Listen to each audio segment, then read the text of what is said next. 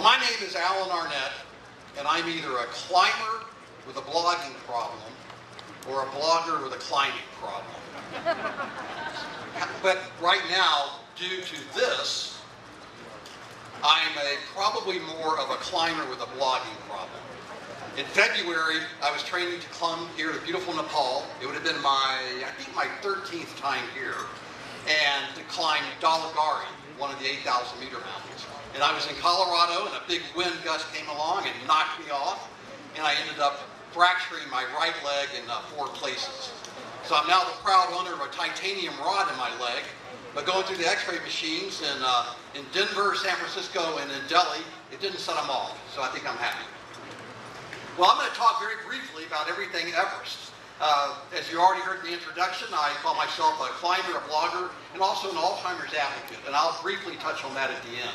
I've been on 35 major expeditions around the world, including climbing in Nepal and Tibet 11 times since 1997. I've been on Everest 4 times and low sea a couple of times. I did summit Mount Everest in 2011, and believe it or not, I summited K2 only 2 years ago. I became the oldest American, I think I'm proud of that, I'm really not sure, to summit K2. Thank you very much. And I summited on my 58th birthday, if you can believe that. So that was quite a birthday present. I live in Colorado. I'm retired. I took early retirement to care for my mother, who had Alzheimer's. Again, I'll touch on that briefly. My blog, alanarnette.com, it has around 3 million annual readers. And just in the last 2 months, I had over 1 million visitors and 3 million page views as a result of covering Mount Everest.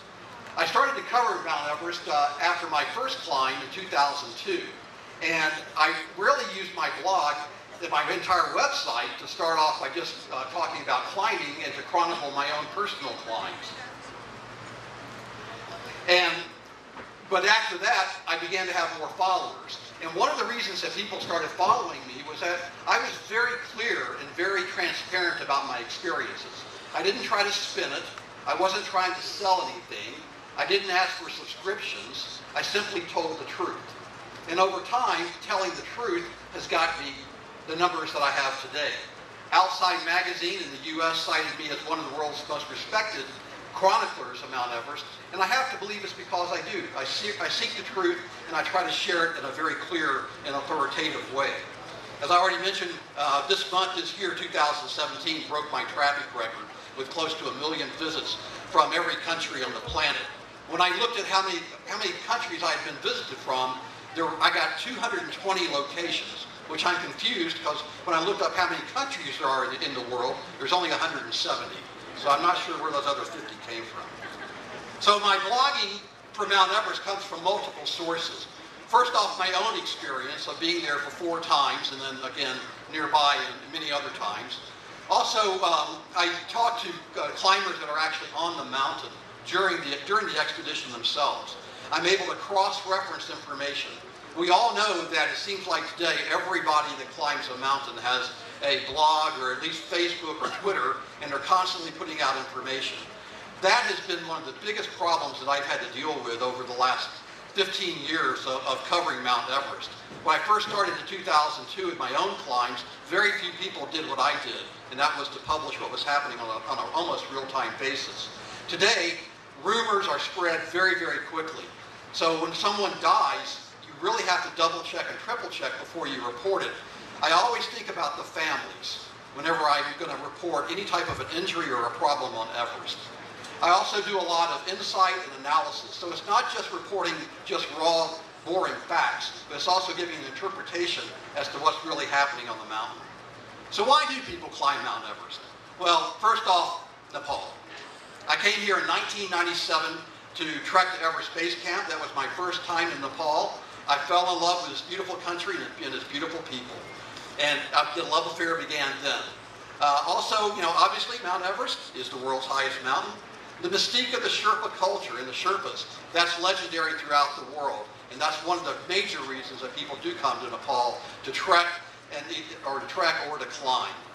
And also, for many people, Mount Everest is the ultimate challenge. As much as you hear that it's no longer as difficult as it once was, or it's no longer the challenge, I respectfully disagree. I have full respect for anybody who even attempts Everest, much less summits it. And also the history on both sides of Mount Everest, back from Mallory and Irvine in the 1920s to Hillary and Tenzing in 1953. The history is just astounding. So when I ask people on my website, why would you climb Mount Everest, or would you climb Everest, 38% said, yeah, they hope to, they can get the time and the money. And then skip down to the next yes, and they say, yeah, it's in my plans. 20% said yes. So that totals 58% that said, yeah, they really want to climb Mount Everest one day. The other people, the remainder 40%, said, no, I don't have the skills to do it. And some people say, you know, I really have no desire to climb it, but I like following it. So there's a worldwide demand to follow the climb. Also, money is always the issue. How much would you pay to climb Mount Everest? I did have a choice on my surveys that said you could climb Mount Everest for no money at all, and that received 90% of the votes. So I had to take that one off. So you can see, though, that distribution is pretty equal, but of course, down the low end, it dominates it all.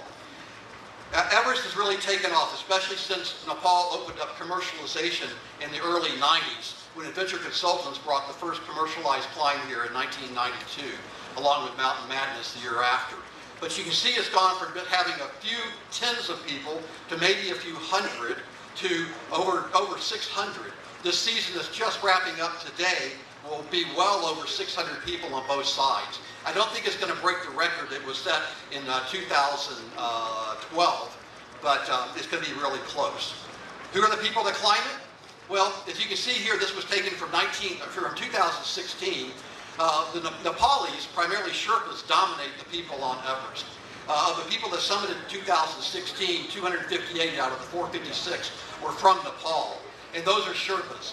The entire culture now is built around the Sherpas guiding and leading the foreign climbers on Everest. India is really rapidly growing, and so is China. Though this year, 2016, only showed 20 climbers, this year there were probably close to 60 from China. The emerging middle class in both India and China is really starting to grow, and there are companies that are catering to those climbers, and they're coming here in droves. It used to be that Americans and Brits and Australians really were the most, and they're still there, but they're quickly being dwarfed by the Indians and the Chinese. So I asked also my readers, who would you pick to guide you on Everest? And they basically said, who had the best safety record? That was the biggest vote at 32%. Second after that was a Western company, a foreign company. They had a long history of success. For example, Adventure Consultants, or a Nepali company that had been around for a long time, like Asian Trekking. So you can see who had the lowest price, or the newer companies often were not the first choices of my readers. But here's a big change that's happening on Everest. This was taken from last year, 2016, and you can see that it's pretty well split between that Nepali-based companies, Kathmandu-based companies, and foreign companies are pretty much splitting the business now on Everest.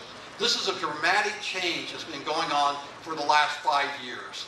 That it used to be that the foreign companies like International Mountain Guide, Simulating Experience, Alpine Ascents, and others dominated guiding Everest. But the new young Sherpas, complete with their Facebook profiles and slick websites, are really taking over the entire business. And it's gone from 80% being foreign to quickly, I think it'll be 80% guided by Nepali-based companies. So when you go back to my survey, safety is the #1 consideration of most people going to climb.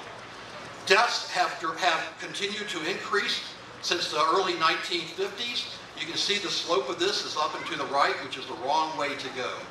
Everest, whenever there's bad news on Everest, it has a shadow effect, and I believe it hurts tourism in all of Nepal. In 2013, there was a really unfortunate incident that when I spoke to Mrs. Elizabeth Hawley, chronicler, just a storied person, if you don't know her name, Google her, she simply summarized it as boys behaving badly for fighting on Everest. But it got worldwide attention. Of course, in 2014, there was a tragic accident with an avalanche, and in 2015, there were 15 people that were killed at Everest Base Camp.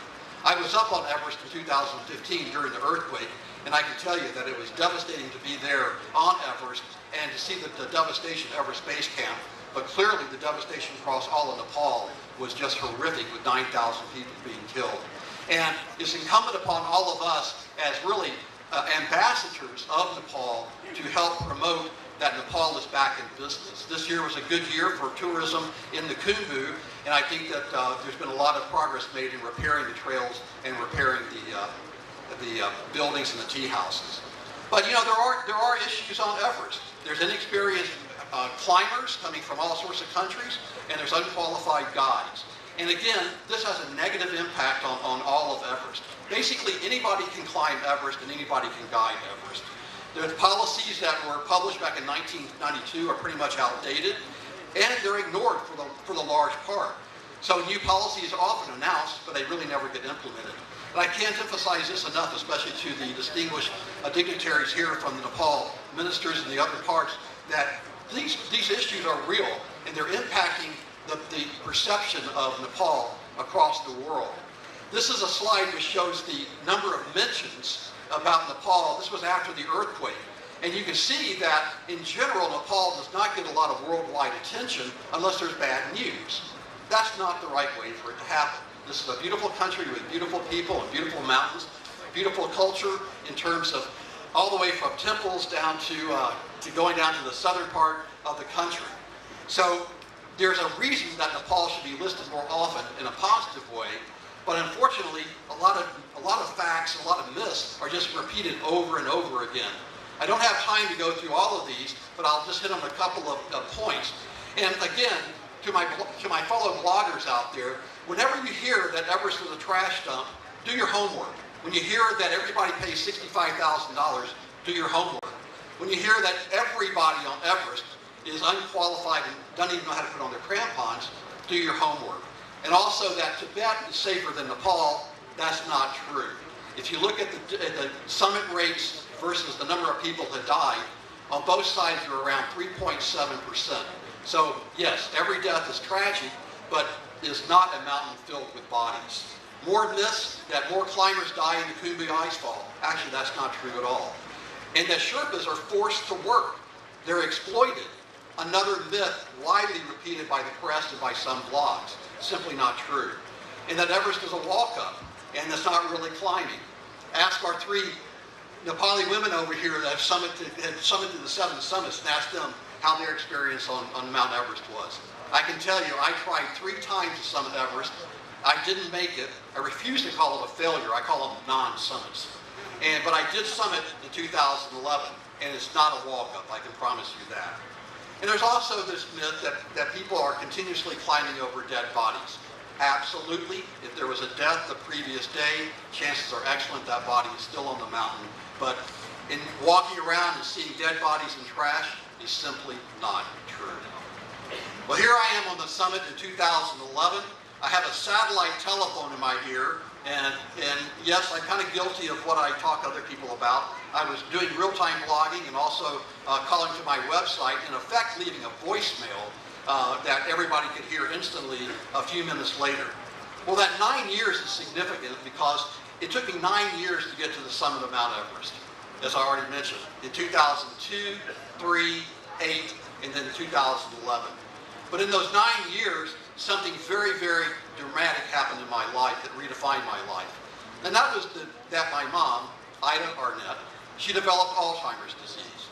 And if I asked everybody here to raise your hand if you know of someone or know of a family, or tragically have a family member with Alzheimer's, then probably over half of you would raise your hand.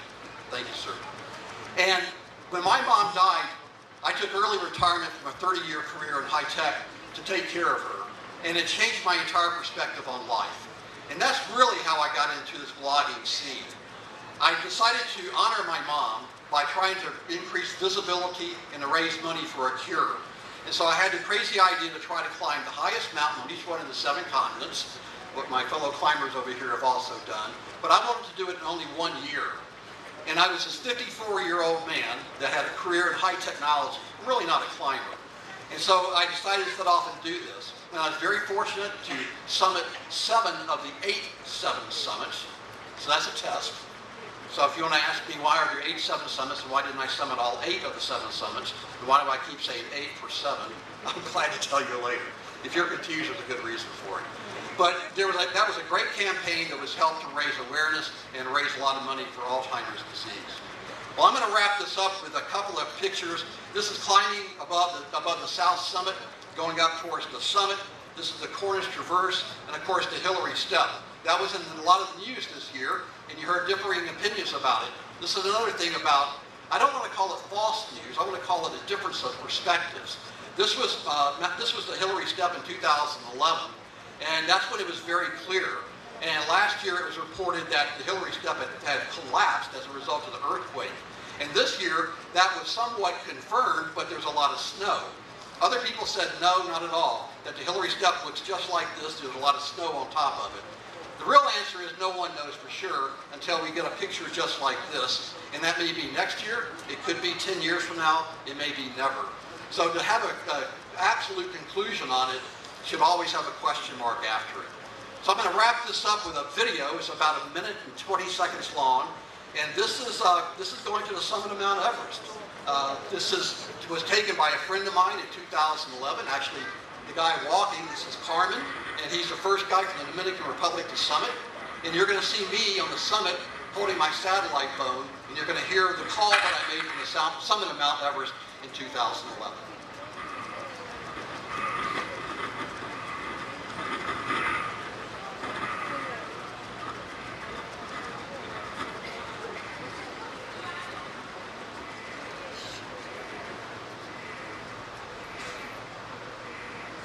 But you see the sun is just coming up over the horizon. The wind was blowing about 30 miles an hour, gusting to 40, and it was 20 degrees below zero. Whoa! Hello, this is Al calling from the summit of Mount Everest. It's sunrise here. It's just absolutely beautiful. It's about 5 a.m. We had a very, very fast trip up. Climbing was incredible. I feel great. I want to dedicate this summit to my mom and to all the other Alzheimer's. We all love you and miss you. Climb on. This is Alan. Memories are everything. Thanks very much. Thanks for having me, everybody.